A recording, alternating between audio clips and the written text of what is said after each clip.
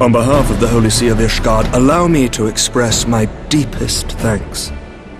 Never before have we been required to contend with a primal. Indeed, there were fears in some quarters that our knights might not be equal to the task. From what we have now learned of these beings, I can say with certainty that we would have lost a great many men had the Scions not intervened. Then the argument for preemptive action should be self-evident. Perchance now you will reconsider my proposal that Ishgard move against Nautalon. Ere we first met, a similar proposal was tabled, but the Holy See decreed that we were to observe, and that military action should be taken only in self-defense. All things considered, it was not an unreasonable decision. Since the calamity, 2 vigils have fallen to the Horde, while Garuda has never shown any inclination to storm the gates of judgment. Which is why this unprecedented crisis and its resolution may prompt a change in policy. You who have faced these primals know well the threat they pose. Ishgard did not.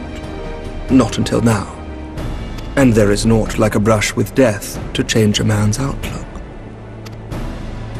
At the very least, this should silence any lingering objections to our arrangement with Revenant's Toll. The Holy See may even feel moved to grant us its formal endorsement. So far as it is possible, the Scions shall be compensated for their service. We should be grateful for any aid you can provide. As a gesture of good faith, I shall withdraw my previous request. Your people are doubtless needed elsewhere. That will not be necessary. We too have a vested interest in watching Dravania's movements. I see. Once more, I must thank you. Sir Emmerich, if I may, do you truly believe that Midgard-Zoma could return? The heavens are a window unto truth, but those who interpret their movements are not infallible. I requested your involvement as a precautionary measure. But of course! You sought an excuse to compensate us from the first, mindful of what would happen if Revenant's Toll were taken by your enemies. Ishgard is not wont to aid its neighbors, but that does not preclude it from manipulating them to serve its own interests. Choose your next words carefully.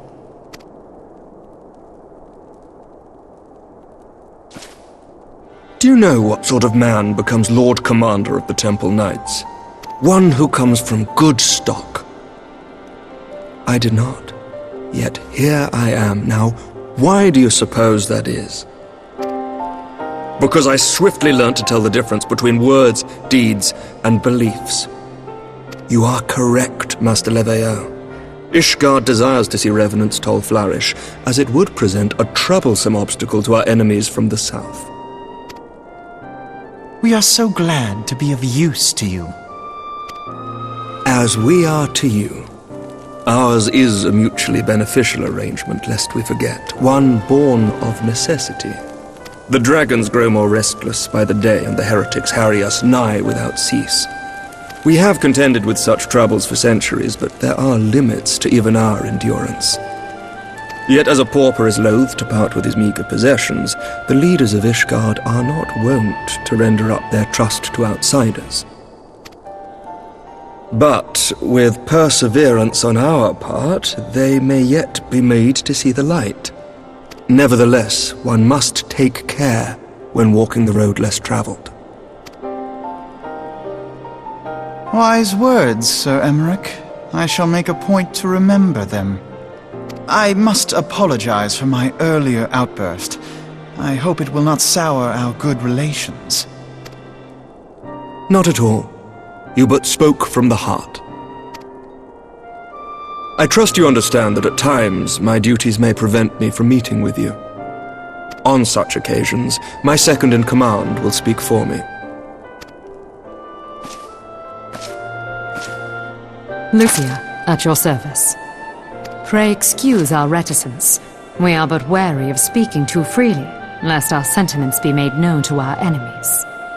Know that the Lord Commander and I are of one mind. For the sake of Ishgard, and of Eorzea at large, I pray our peoples can put aside their differences. Those who dwell in the past risk losing sight of their future. Should aught befall one of our shipments, pray inform Lucia immediately. You may also relay to her any words you might have for me alone. Not being of Ishgardian birth, she owes no allegiance to any noble house, making her as near to incorruptible as one can find in my homeland. Suffice it to say, I trust her completely, and so may you. Which reminds me, Lord Orchefon, if you would be so kind? Certainly.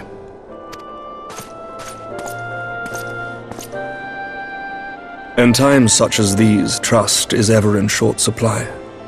Mayhap this will go some way to rectify the problem. The results of our investigation into the heretics' recent attacks, as well as our interrogation of the merchant you detained.